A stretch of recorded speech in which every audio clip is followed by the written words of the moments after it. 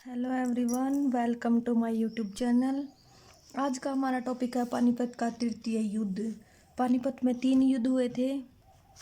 जो पहला युद्ध हुआ था वो पानीपत का प्रथम युद्ध जिसको कहा जाता है वो हुआ था बाबर और इब्राहिम लोदी के बीच 1526 में। दूसरा हुआ था 1556 में हेमचंद्र विक्रमादित्य और अकबर के बीच। पहले में बाबर की जीत हुई, दूसरे में अकबर की जीत हुई।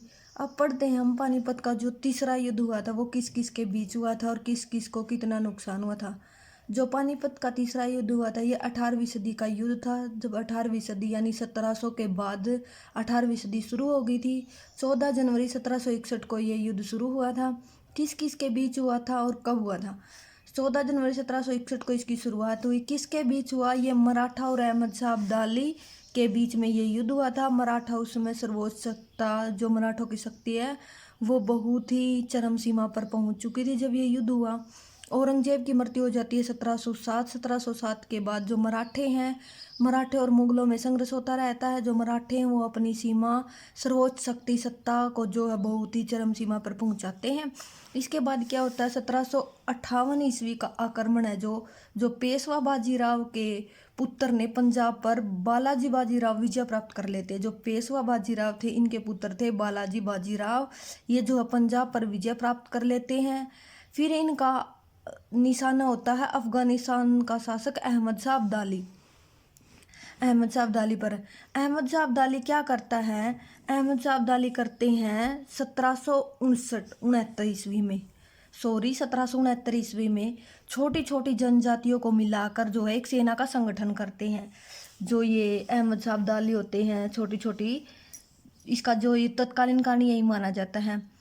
ये छोटी छोटी सेनाओं को इकट्ठा करके एक संगठन बना लेते हैं और पंजाब प्रांत पर विजय प्राप्त कर लेते हैं।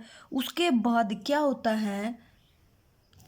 उसके बाद क्या हुआ? जब अहमद शाह अब्दाली ने वो कर लिया ना, अहमद शाह अब्दाली छोटी छोटी संगठन बना लिया, पंजाब पर विजय प्राप्त की। उसके बाद क्या हुआ? 1707 के बाद संपूर्ण भारत, 18वीं शताब्दी की शुरुआत हो गई। संपूर्ण भारत पर जो छत्रपति शिवाजी के द्वारा देखा गया स्वप्न, छत्रपति शिवाजी ने संपूर्ण भारत पर कब्जा करने के बारे में स्वप्न देखा था, वो उसका पूरा होता हुआ दिखाई दिया। जो छत्रपति शिवाजी था इसने क्या किया? मराठा राज्य का आधिपत्य का स्वप्न था छत्रपति शिवाजी का। ये मराठों का पूरे भारत पर जो है मराठा आधिपत्य जमाना चाहता था। इसका आधिपत्य स्वप्न पूरा होता हुआ दिखाई दिया क्योंकि मराठों की शक्ति अपनी चरम सीमा पर थी। 1758 ईस्वी में मराठों ने क्या किया? दिल्ली लाहौर पर कब्जा कर लिया। दिल्ली लाहौर पर कब्जा करने के बाद मराठों ने जो तैमूर शाह का वो था, तैमूर शाह दुरानी को वहां से भगा दिया, निष्कासन कर दिया तैमूर शाह का। पानीपत का जो तृतीय युद्ध हुआ था ना, उसमें क्या किया? जो मराठे थे, मराठों ने अपनी शक्ति सत्ता को सर्वोच्च मतलब चारों तरफ फैलाने के लिए उत्तर से दक्षिण तक मराठा साम्राज्य का बहुत विस्तार हुआ। उत्तर से लेकर दक्षिण तक मराठा साम्राज्य विस्तृत रूप से फैल मराठा साम्राज्य का विस्तृत रूप से प्रचार प्रसार होने के बाद क्या हुआ? जो बाजीराव का मराठा साम्राज्य विस्तृत करने के लिए इसने क्या किया? जो बाजीराव था इसने अपने पुत्र बालाजी बाजीराव ने अपने पुत्र को चुना। जो बालाजी बाजीराव था इसका पुत्र था विश्वास राव को यह मुगल साम्राज्य का अधिकारी बनाना चाहता था। मतलब जो मुगल साम्राज्य की राजगद्दी थी उसके ऊपर बिठाना चाहता था, ऐसा ये सोच रहा था। और उस समय दिल्ली पर मुगलों का शासक था नाम मात्र का। वास्तविक शक्ति जो मराठों के हाथों में थी उस समय, जब ये तृतीय पानीपत का तीसरा युद्ध हुआ, वास्तविक शक्ति जो है मराठों के हाथों में थी। तो अब क्या किया? एक साइड मराठे और एक साइड अहमद शाह अब्दाली। मराठों की शक्ति उस समय तो बहुत चरम सीमा पर थी, किंतु जब युद्ध की शुरुआत होती है ना तो फिर क्या होता है? युद्ध की वो सिचुएशन पैदा हो जाती है, युद्ध की स्थिति पैदा हो जाती है। और जो अहमद शाह अब्दाली है ना, इसका पुत्र था ना वो तैमूर शाह को, जिसको मराठों ने निष्कासित किया था। अहमद शाह अब्दाली अब धीरे धीरे आक्रमण करता हुआ भारत की तरफ बढ़ रहा था। तो ये पंजाब पर आक्रमण कर लेता है, उसके बाद कश्मीर पर आक्रमण करता है, फिर पंजाब पर, फिर दिल्ली पर आक्रमण कर लेता है और युद्ध की घोषणा कर देता है 1761 में 14 जनवरी को। युद्ध की शुरुआत हो जाती है, युद्ध शुरू हो जाता है, प्रारंभ होता है। युद्ध प्रारंभ होता है। एक साइड है मराठे और एक साइड है अफगान सैनिक। जो मराठे सैनिक थे उनकी तरफ है सेनापति सदाशिवराव और एक विश्वासराव, सदाशिवराव भाऊ और विश्वासराव। और दूसरी साइड है जो अफगान शासक हैं, जो महमूद शाह अब्दाली है, अहमद शाह अब्दाली है, जो उसकी साइड है रूहेला सरदार। रूहेला सरदार भी इसकी साइड था। हाफिज रहमत खां, सादुल्ला खां भी इसकी साइड था। और जो अहमद शाह अब्दाली को इन्होंने समर्थन दिया, नजीब दौल्ला, अवध का नवाब सुजाउद्दौला, ये सभी अफगान सैनिक की सहायता के लिए तैयार हो गए। और ये एक साइड है मराठा सैनिक, इसमें सदाशिवराव और विश्वासराव थे।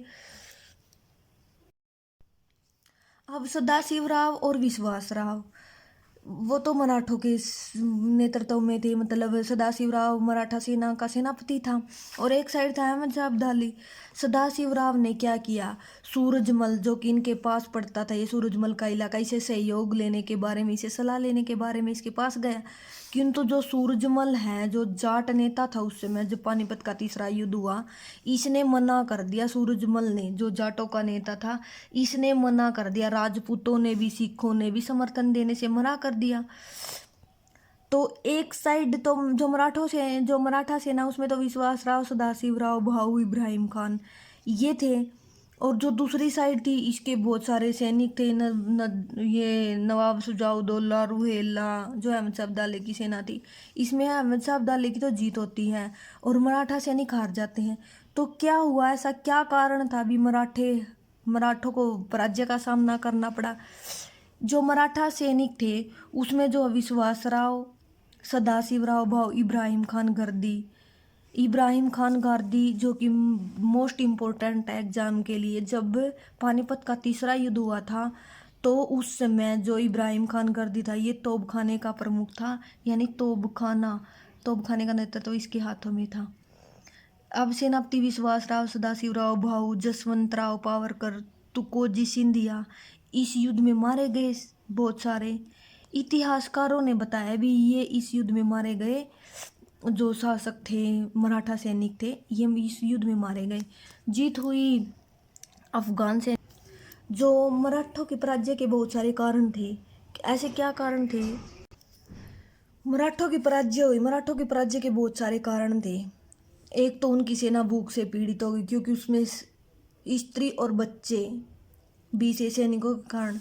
दूसरी तरफ अकाल का पड़ना, उस समय अकाल भी पड़ा, फसल पैदा नहीं हुई तो भूख से पीड़ित तो सैनिक अपने आप होंगे। दूसरी बात, जो मराठे सैनिक थे इनको गोरिल्ला पद्धति का प्रयोग करना आता था। प्रत्यक्ष पद्धति का प्रयोग करना इनको युद्ध में नहीं आता था, इन्होंने गोरिल्ला पद्धति का प्रयोग न किया, इस कारण भी इनकी पराजय हुई। और जो मराठे सैनिक थे उनमें आपसी मतभेद हो गए, कुछ अहमद शाह अब्दाली की साइड जाकर मिल गए, तो मराठों की पराजय निश्चित थी। दूसरी तरफ क्या हुआ, जब मराठों की पराजय होगी, अहमद शाह अब्दाली सेना का विस्तार किया मुख्य रूप से। मराठों की पराजय के बाद हैदर अली ने भी दक्षिण में और पूर्व में अंग्रेजों का उत्थान हो गया। अब मराठे तो हार गए, तो भारत पर आक्रमण करने के लिए हैदर अली ने दक्षिण में और अंग्रेजों ने पूर्व में अपना उत्थान किया। अहमद शाह अब्दाली की इस युद्ध में भारी जीत हुई। अहमद शाह अब्दाली की जीत होने के बाद JN सरकार, एक इतिहासकार, एक राइटर हुए हैं।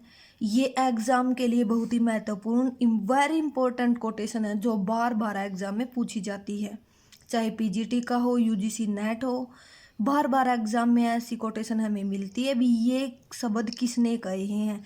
ये JN सरकार के कहे हुए शब्द हैं। भी महाराष्ट्र में संभवतः कोई ऐसा परिवार होगा जिसमें कोई न कोई संबंधी न खोया हो। इसका मतलब है भी कोई भी ऐसा परिवार नहीं है जिसने अपना कोई ना कोई संबंधी न खोया हो, तथा कुछ परिवारों का तो अंत ही हो गया था। ये वेरी इंपॉर्टेंट है एग्जाम के लिए, JN सरकार के द्वारा कही गई कोटेशन। उसके बाद एक प्रत्यक्षदर्शी इतिहासकार हैं काशीराज पंडित, जिन्होंने इस युद्ध को देखा, जो उसमें जीवित थे। इन्होंने क्या कहा है, जो पानीपत का तीसरा युद्ध हुआ वो मराठों के लिए प्रलयकारी सिद्ध हुआ। मराठों का उसमें बहुत विनाश हो गया, जनधन की भारी हानि हुई। जो नेता थे पेशवा बाजीराव थे, बहुत सारे नेता थे मराठे थे, या तो मर गए या अपना जंगलों में भाग गए भूख काल के कारण। उसके बाद क्या होता है, जो पेशवा होता है इस युद्ध की हार को सहन नहीं कर पाया और 1761 ईस्वी में बालाजी बाजीराव की मृत्यु हो जाती है। बालाजी बाजीराव की मृत्यु हो जाती है। अब हम कुछ जो प्रमुख शासक हुए हैं, पेशवा शासक हुए हैं, उनके बारे में पढ़ेंगे। जो पेशवा शासक थे, सबसे पहले मराठा सैनिकों में बालाजी विश्वनाथ आते हैं, जो 1713 से 1720 ईस्वी तक अपने साम्राज्य का विस्तार करते हैं। उसके बाद आते हैं बाजीराव प्रथम, जो 1720 से 1790 ईस्वी तक अपना शासनकाल बनाए रखते हैं। उसके बाद आते हैं बालाजी बाजीराव, जो 1740 से 1761 ईस्वी तक अपने पद पर बने रहते हैं। उसके बाद आते हैं माधवराव, जो 1761 से 1772 ईस्वी तक। उसके बाद नारायण राव, जो 1772 से 1773 ईस्वी। उसके बाद आते हैं माधवराव नारायण, 1774 ईस्वी से 1796 ईस्वी। फिर आते हैं बाजीराव द्वितीय, जो 1796 से 1818 ईस्वी।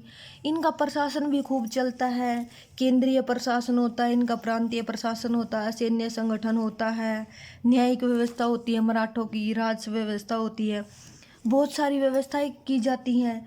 और जो कुछ अधिकारी भी होते हैं, जो मराठा साम्राज्य के उस समय कुछ अधिकारी होते हैं जो कि बहुत महत्वपूर्ण है। जैसे जो मिरासदार होते थे, जमींदार कहा जाता था। पटेल होते थे, उनको चौगुल कहा जाता था। देशमुख कौन होता था? मामलतार के ऊपर नियंत्रण रखने वाला होता था। काम विसारदार कौन होता था? चोल वसूल करने वाला होता था। अब मुगल साम्राज्य का पतन हो गया। पानीपत के तीसरे युद्ध के बाद आर्थिक दुर्बलता आ गई, युद्ध की प्रणाली का उनको पता नहीं था। इस कारण मराठा साम्राज्य का पतन हुआ और पानीपत का तीसरा युद्ध के बाद उनको भारी हानि का सामना करना पड़ा। अहमद शाह अब्दाली की पानीपत के तीसरे युद्ध में विजय हुई। हालांकि माना जाता है कि पानीपत के तीसरे युद्ध से पहले मराठों ने अपनी शक्ति को सर्वोच्च सीमा पर पहुंचा रखा था, क्योंकि बार बार कहा जाता है भी आपसी मतभेद ही पराजय का कारण बनते हैं। तो एक बात कहीं न कहीं मराठा साम्राज्य में भी आपसी मतभेद, राजाओं के जो सिंधिया पेशवा बाजीराव थे, इनके आपसी मतभेद ही इनकी पराजय का कारण बने और इनको भारी स्थिति उठानी पड़ी। स्त्री, बच्चे, बहुत सारे सैनिक, रिश्तेदार, जनतन की काफ़ी तबाही हो गई। पानीपत का तीसरा युद्ध जो 1761 में हुआ था, बहुत ही काफ़ी नुकसानदायक युद्ध सिद्ध हुआ। Thank you. आपको मेरा कंटेंट पसंद आया हो तो आप जुड़े रहिए मेरे चैनल इम्पेरेटिव ज्ञान से। Thank you.